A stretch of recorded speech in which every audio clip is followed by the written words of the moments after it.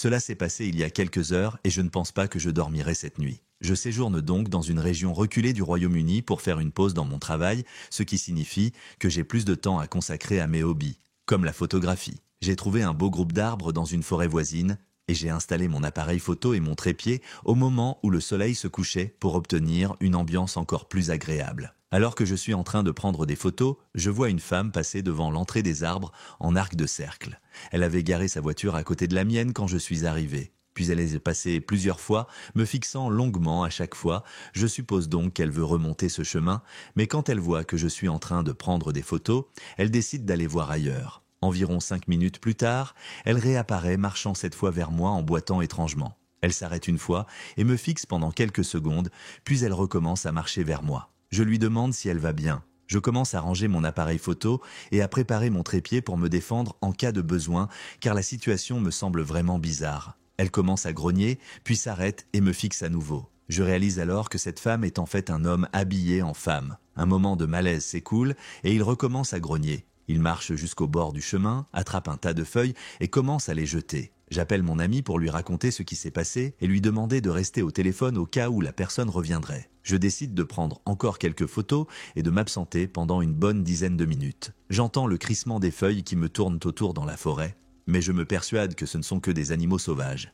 Puis c'est le silence complet. Je prends donc mes photos et, comme je n'ai ni vu ni entendu la personne depuis environ 15 minutes, je suppose que je suis en sécurité. Puis, sortant de nulle part, je remarque un homme qui se dirige vers moi depuis l'entrée. C'est le même homme, il s'est habillé en homme et en passant devant moi, il me fait un sourire qui me donne des frissons. Je suis toujours au téléphone à ce moment-là, tenant mon trépied sur mon épaule au cas où. Je me suis précipité vers ma voiture et je suis entré rapidement à l'intérieur. Ce faisant, je l'ai vu sortir de la voie que je venais d'emprunter. Il s'est arrêté à regarder autour de lui et a commencé à marcher vers ma voiture, avec détermination. J'ai démarré le moteur et je me suis éloigné aussi vite que possible. Quand je me suis senti en sécurité, je suis allé directement au poste de police et je les ai informés de tout. Mais ils n'ont pas pris l'affaire au sérieux parce qu'il ne s'était rien passé et qu'ils pensaient qu'il essayait simplement de me faire une blague. Mais je ne pense pas que c'est ce qu'il voulait, car mon intuition me dit qu'il avait un très mauvais plan.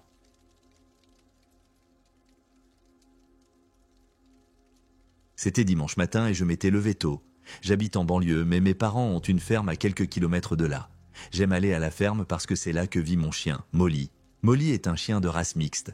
Elle a une douce fourrure brune et une queue qui remue. Cela montre à quel point elle est heureuse de me voir. Mon père et moi sommes montés dans la voiture, nous avons roulé un peu et nous sommes arrivés à la ferme. J'ai sauté de la voiture et j'ai tout de suite serré Molly dans mes bras. Mes parents se fâchaient toujours quand je la prenais dans mes bras parce que je sentais son odeur toute la journée. J'ai mis sa laisse et j'ai demandé à mon père si je pouvais la promener maintenant.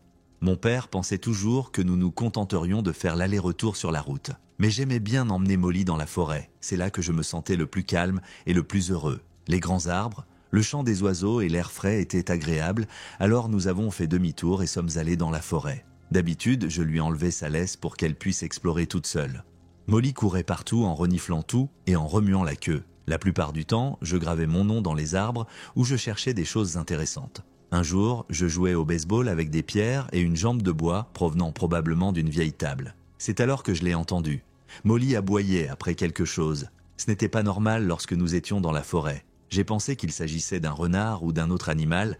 J'ai donc rapidement saisi la jambe de bois comme une arme. Je savais que je n'attaquerais pas un renard, mais en tenant la jambe de bois, je me sentais un peu plus en sécurité. Je l'ai ensuite appelée, mais elle n'arrêtait pas d'aboyer après quelque chose ou quelqu'un. C'était étrange, car elle venait toujours quand je l'appelais. J'ai suivi ses aboiements et j'ai découvert quelque chose que je n'oublierai jamais. Il y avait un homme, probablement dans la cinquantaine, accroupi et en train de creuser. C'était la première fois que je trouvais quelqu'un dans les bois. Il ignorait complètement Molly et coupait le sol pour une raison quelconque. « Monsieur, vous allez bien ?» Je ne pense pas avoir compris la gravité de la situation à ce moment-là. Il s'est retourné et j'ai vu son visage. Il m'a dit « Viens ici, mon garçon, regarde ce que j'ai déterré. » J'avais peur que si je n'allais pas le voir, il se mette à me poursuivre. Et je voulais éviter cela à tout prix. Je me suis approché, tout en restant à bonne distance. Je n'ai rien vu d'autre qu'un trou vide. Puis, il s'est remis à creuser le sol avec sa vieille bêche. J'en ai profité pour aller chercher mon chien et j'ai commencé à m'éloigner lentement pour qu'il ne le remarque pas.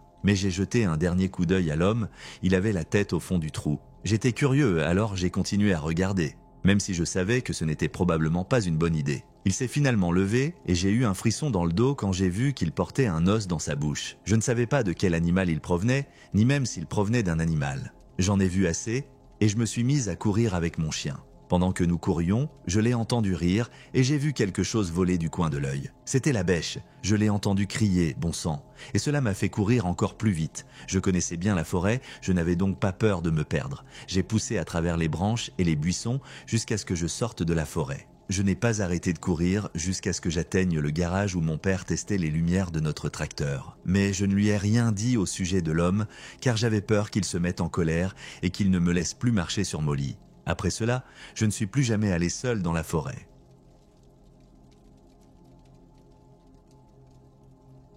C'était le week-end et ma fille la voulait faire une randonnée. J'ai donc décidé de l'emmener dans une vieille forêt que j'avais l'habitude de visiter quand j'étais plus jeune. La forêt a un beau sentier, long et droit le long d'un canal. Au bout, il débouche sur une péninsule avec vue sur la baie de Miami. Mais il n'y a qu'une seule entrée et une seule sortie. Si vous êtes au bout du sentier, qui se trouve à environ 45 minutes de marche de l'entrée. Le seul moyen de sortir si vous êtes pris au piège et de sauter dans l'eau. Cet endroit est parfait pour la randonnée. Nous sommes donc sortis de ma voiture et avons commencé à marcher. L'entrée se trouve juste à côté d'une route très fréquentée où passent beaucoup de voitures. Avant, il y avait des pins australiens qui cachaient les marcheurs des voitures, mais la ville les a coupés car ils n'appartenaient pas à la région. Nous étions facilement visibles de la route lorsque nous marchions. Le sol de la forêt est plus bas que celui de la route, de sorte que n'importe quel conducteur pouvait nous voir en regardant vers le bas. C'est pourquoi je pense qu'il savait qu'il n'y avait que 2 femmes et qu'il l'a fait exprès. Maintenant que j'y repense, je me demande à quoi je pensais. 2 femmes marchant sur un sentier solitaire sans autre issue que le chemin par lequel nous sommes arrivés. Nous sommes restés assis à regarder l'eau d'une mangrove estuarienne pendant un moment. Lorsque je me suis levé, j'ai vu un grand gaillard en chemise bleu clair qui s'approchait de nous. Je me suis arrêté et je l'ai regardé fixement. Ma fille a 9 ans et elle ne comprenait pas pourquoi il pouvait être dangereux. Elle m'a demandé si nous allions continuer à marcher jusqu'à l'océan et je lui ai dit que non, que j'allais continuer à regarder pour voir ce qu'il ferait. Dans mon esprit, je pensais que s'il était inoffensif, il continuerait à marcher et passerait à côté de nous. Quand il a vu que je le fixais, il a commencé à faire semblant de prendre des photos, mais il l'a fait d'une manière folle et bizarre en pointant des objets au hasard. Il n'y avait que des rochers et de l'herbe sèche parce qu'il n'avait pas plu. Il n'y avait pas grand-chose à photographier. Mon fils a dit « Oh regarde, il prend juste des photos. » « Oui, de quoi ? De quoi prend-il des photos ? De l'herbe et des pierres ? Qui fait ça ? Ce type prépare vraiment quelque chose. Ma fille a une meilleure vue que moi et elle a vite vu que j'avais raison. Mais pas seulement, elle ne voyait pas non plus d'appareil photo dans sa main. C'était mon premier signal d'alarme. Pendant environ 5 minutes, j'ai continué à regarder ce qu'il allait faire. Je n'allais pas baisser ma garde et marcher avec lui derrière nous, et je n'allais pas non plus marcher vers lui, alors je n'ai pas bougé. Je suppose qu'il a vu que je n'allais pas lui tourner le dos, alors il a fait semblant de s'éloigner, mais je pouvais toujours le voir se cacher derrière des arbres. Il portait une chemise bleu clair, alors il se détachait vraiment derrière les branches mortes brunes. Je me suis sentie courageuse. Je lui ai fait un signe de la main comme pour lui dire « Oui, je te vois toujours ». Cela m'a fait comprendre qu'il préparait quelque chose de mauvais. Il voulait probablement que je baisse ma garde et que je continue à marcher sur le sentier. Mais je n'ai pas bougé. À ce moment-là, il a dû en avoir fini avec nous et a commencé à marcher vers l'entrée. J'ai attendu quelques minutes de plus et quand j'ai été sûr qu'il ne reviendrait pas, j'ai commencé à marcher vers ma voiture. Ma fille m'a alors demandé si nous allions continuer à marcher. Non ma chérie, nous rentrons à la maison maintenant mais nous reviendrons plus tard. Je connais très bien ces bois. J'ai donc pris un chemin qui s'éloignait de celui par lequel il était parti. On ne peut partir que dans une direction mais la rue est longue et il y a 2 chemins. L'une d'elles passe par le pont, mais elle est pleine de branches épineuses et l'entrée principale est à droite. J'ai pris le chemin de gauche, c'était loin de l'entrée principale, donc s'il m'attendait là, j'étais en sécurité. En parcourant les derniers mètres, j'ai vu son camion blanc garé près de l'entrée. Mais lorsque j'ai atteint le sommet de la colline, il était déjà parti. Lorsque je suis rentré chez moi, mon partenaire m'a emmené dans un magasin et m'a acheté un spray au poivre. J'y suis allé 1 million de fois seul au fil des ans et j'y ai déjà vu des hommes sans problème. Mais là, c'était vraiment différent. Je suis heureuse de l'avoir fait fuir. À partir de maintenant, je porterai le spray au poivre dans ma main. Ma fille et moi aurions pu être en danger aujourd'hui, mais j'étais prête à tout. C'était une bonne leçon pour ma fille. Cela s'est passé avec mon ami Sam il y a quelques jours. Nous aimons explorer la nature et nous promener à l'extérieur. Nos amis nous avaient montré un endroit magnifique dans le Wisconsin appelé Grant Park et nous l'avions visité avec eux 3 ou 4 fois. C'était une belle excursion. Nous nous sommes promenés, nous avons vu de belles vues du lac Michigan, nous nous sommes assis dans les branches des arbres et nous avons parlé de livres, de jeux et d'autres choses. Nous avions commencé un nouveau jeu appelé The Darkness, un jeu de rôle sur table comme Donjons et Dragons. Pour votre information, elle et moi mesurons toutes les deux entre 1,80 et 1,80. La première fois que nous y sommes allés seuls, c'était pour la première fois. La première fois que nous y sommes allés seuls, c'était au crépuscule. Nous voulions prendre des photos pour les éditer pour le jeu. Le parc est immense, avec de nombreux ponts lumineux, des chemins et des routes sinueuses. Nous marchions sur un pont près d'une route avec des bois épais des deux côtés. Au moment où nous traversions, une voiture est passée. Un homme a baissé la vitre et nous a crié « Et je vous raccompagne !» Nous l'avons ignoré et avons continué à traverser le pont. Moins d'une minute plus tard, la même voiture est revenue dans l'autre sens. Cette fois, la vitre du côté conducteur s'est baissée et le conducteur, un autre homme, nous a interpellés. Nous avons marché plus vite et la voiture s'est éloignée. Alors que nous étions sur le point d'atteindre le bout du pont, nous avons vu la voiture arriver à nouveau dans la direction initiale. Nous avons couru dans les arbres et avons gravi la colline. Nous avons entendu la voiture s'arrêter et les deux personnes qui nous appelaient en criant. Nous avons continué à courir et à nous cacher dans l'obscurité pendant environ 15 minutes jusqu'à ce qu'ils partent. Ensuite, nous avons couru jusqu'à notre voiture et nous sommes partis. On aurait pu penser que nous éviterions le parc après cela, mais une fois que nous sommes partis et que nous nous sommes réchauffés avec un chocolat chaud de Perkins, nous avons ri de la peur que nous avions eue.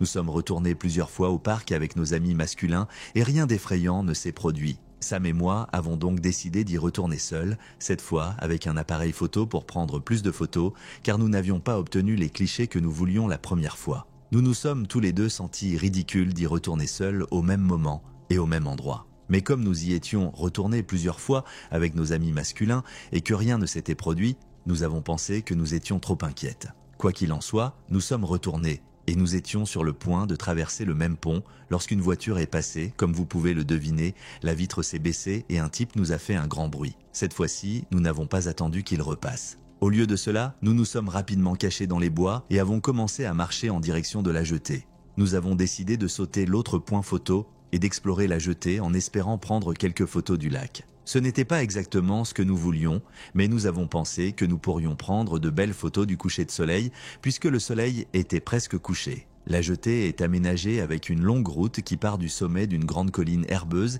et qui descend en courbe jusqu'au parking. En partant de la jetée, sur le côté droit du parking, on trouve un petit pont qui mène à un quartier avec un court de tennis à côté de la réserve.